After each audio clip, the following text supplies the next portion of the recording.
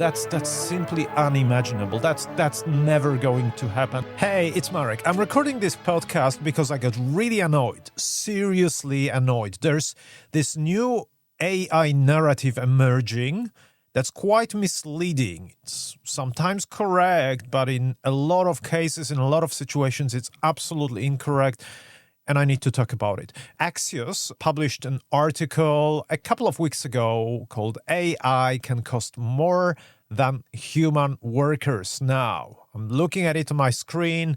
There's a statement there where it says, IT budgets are getting blown out as some companies increasingly spend more on AI than on employee salaries. They spend more on AI than on employee salaries. And then they say why it matters. Maybe human labor will be more cost efficient after all. Maybe human labor will be more cost efficient after all. There's a massive logical fallacy in those statements, but let me get to them very soon, because there's another article that I found at Fortune, where the title says Microsoft reports are exposing AI's real cost problem. Using the tech is more expensive than paying human employees. Again, a logical fallacy there. You haven't read the entire article. I have.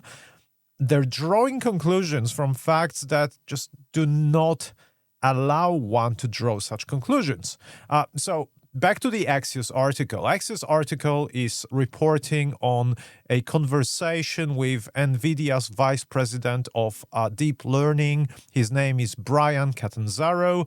And Brian said something along the lines that they're now spending more money on compute, so, GPUs and all the infrastructures and all the algorithms that are running, than on the human employees in Brian's team. Sounds expensive, sounds like humans are cheaper than AI. But really the problem here is Catanzaro is running a deep learning team, a team that does a lot of computations, that has to use those very, very sophisticated machines. It is a bit like saying that my local water utility, the company that has water pipes and sewage pipes, it is like saying that my local water utility is spending more money on pipes than on plumbers.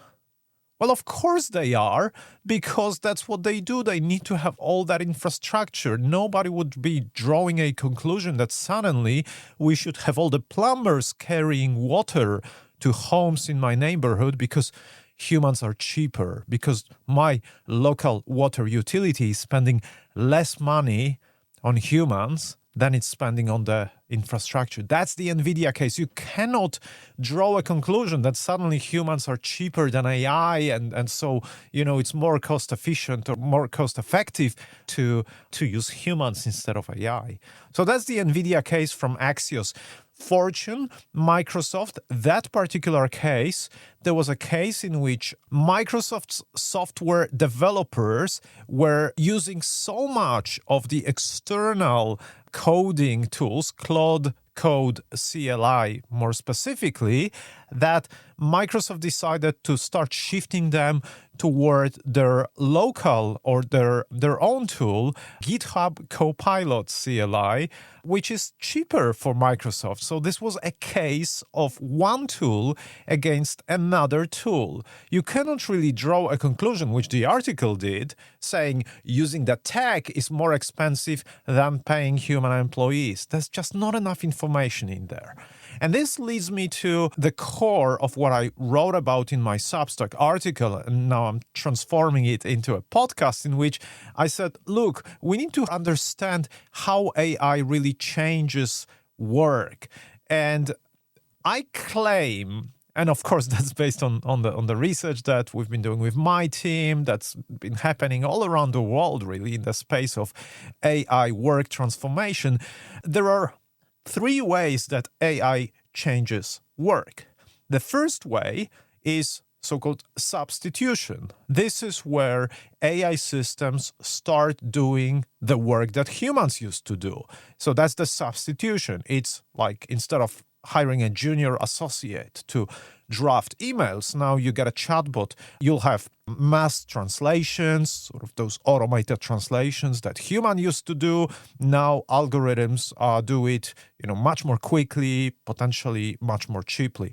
Or even things like answering some basic customer queries. That used to be a human that would address that. Right now, there's a lot of chatbots that substitute those humans and perform those actions. This is where you can ask a question: is AI cheaper than a human? You will also ask about quality of that work and so on. But this is the case in which you are allowed, or it makes sense, to ask a question about the difference of costs between a human and an AI system. So substitution was the first one. The second one is augmentation.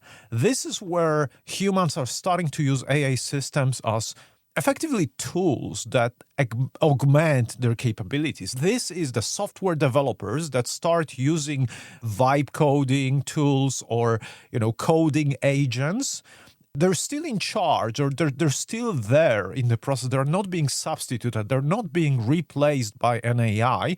They're being augmented, enhanced, strengthened, if you will. And so, that work looks a bit differently. And so we have that case with software developers. We have that case with radiologists, for instance, who now can get algorithms to annotate some of the images that they're analyzing, and they get that help from the algorithm.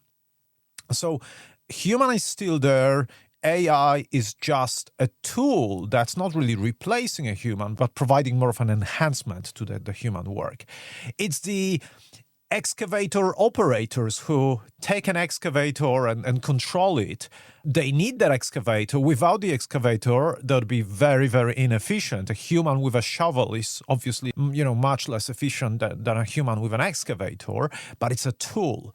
And so here, the question is not whether a tool is more expensive than a human. An excavator might be more expensive to maintain than a human's salary. I'm not really sure about it, but, there'll be, a lot of equipment where it'll hold. Think about, mining equipment and those huge trucks that are definitely much more expensive to maintain than a human operator's salary. It doesn't mean that suddenly, humans are cheaper in those mines. You still need the machines.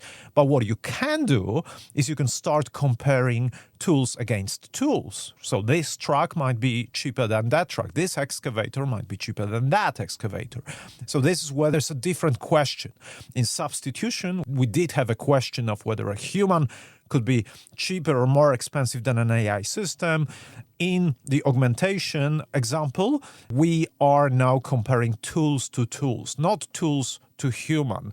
And then there's a third way of thinking about how AI changes work, and for the purposes of the article, I called it activation. So we had substitution, augmentation, and then activation.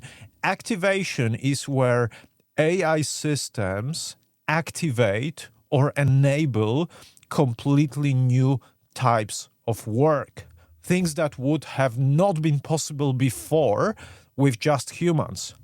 Protein folding is a beautiful example. There were no human protein folders before, at least not at the scale that algorithms can do it. Maybe a human could perform calculations to fold one or a couple or a few proteins a day, a week, and so on. With algorithms, the scale is orders of magnitude higher. That's for medical scientific purposes. We'll have the same in finance industry, real-time fraud detection at a scale of billions of operations a day or so. This would have not been possible without AI, without algorithms that are very, very sophisticated. And I can keep giving you all those examples where suddenly those sophisticated computer systems, whether it's pure AI or something slightly, more complex than just a pure AI system, those are activating, those are enabling completely new types of work. And again, in those cases, you cannot ask a question, is human more expensive than an algorithm? Is human cheaper than an algorithm? It just doesn't make sense. What you can ask about is what are the outputs, what are the outcomes, what is the effect of this work? So the Axios article that was talking about NVIDIA's deep learning team was trying to compare the cost of a human to cost of AI in an activation case.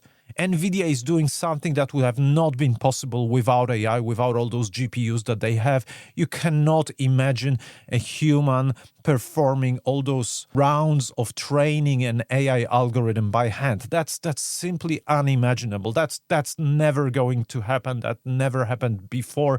Maybe in some extremely simple neural networks with just a couple of neurons, that would have been imaginable. Anything beyond that, you need a machine to do it. So this is not a case of replacement. The Fortune article with Microsoft, they were discussing a case of augmentation where we have a tool and are replacing it for another tool. And Fortune was looking at it through the lens of substitution. All right? Axios looking at the case of activation through the lens of substitution. That's the logical fallacy. Fortune looking at the case of augmentation through the lens of substitution, another logical fallacy. So you just have to be extremely careful about it. And that's something that honestly really annoys me right now when I read all those headlines. What's the lesson for all of us? Well, when we go back to work and talk about digital transformation, talk about AI deployment, return on investment on our AI initiatives, we need to apply those lenses. Look at a particular project that you have. Look at a particular cost line that you have in your organization and ask yourself, is this substitution? Is this augmentation? Is this activation? You probably will have a lot of substitution cases because those are typically the easiest to imagine, the easiest to deploy. Yes, talk about the cost of human, the quality of human work, the cost of an AI system, the quality of an AI system. In the Substack newsletter, I use the term adequacy, whether the outputs are adequate when it comes to those particular projects. If they are inadequate, you probably don't even want to be substituting human work with an AI system. If they are adequate or more than adequate, then you look at the cost. So the quality here is looked at through the lens of adequacy.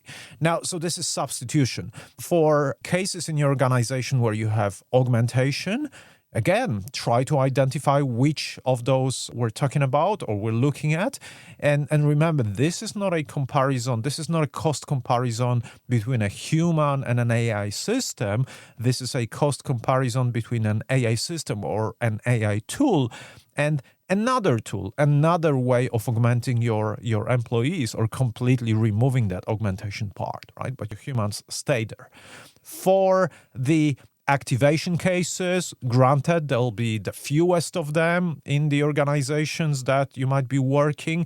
That's simply because those are the most complex, most advanced, most forward-looking transformative initiatives.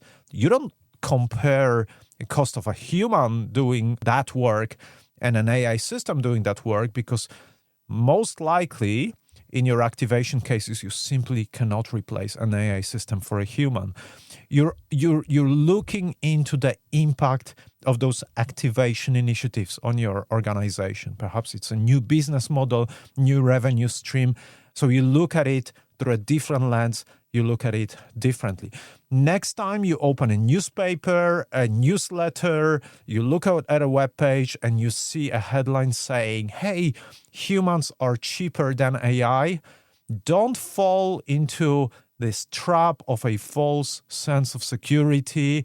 This is making us complacent. We should not be falling prey to this type of headlines. We need to be slightly more sophisticated with our thinking, and hopefully the lenses of substitution, augmentation, and activation will help you think about AI transformation in your organization, in your work, maybe even in your life from now on. That's it for me from now. Some new music from my son Philip. Sophia is producing the podcast as always. You stay curious.